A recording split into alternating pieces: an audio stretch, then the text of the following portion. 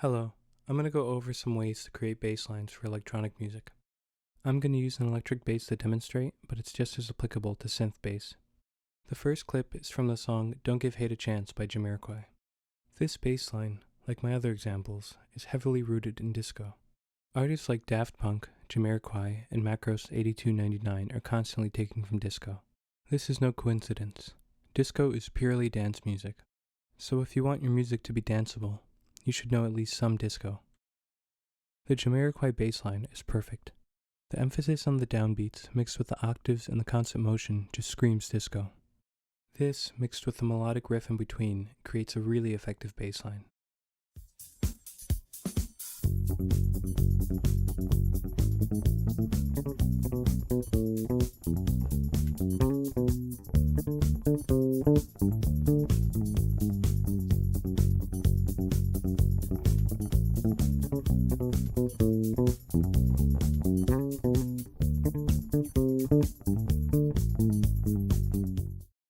The next example is a bit more recent. The song is Sailor Saturn by Macros 8299.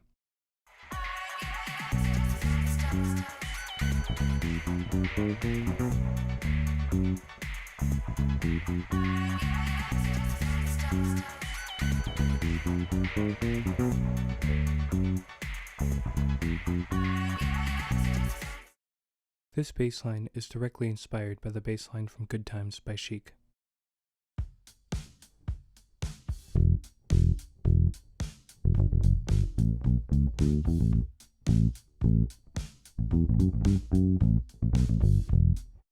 This bass line has been sampled and recreated countless times, and for good reason too. The quarter notes on the downbeat match the kick and help ground the groove. The lines in between give the bass line motion and let the groove breathe a bit. The last example is by Daft Punk, and it's off the song Burnin'.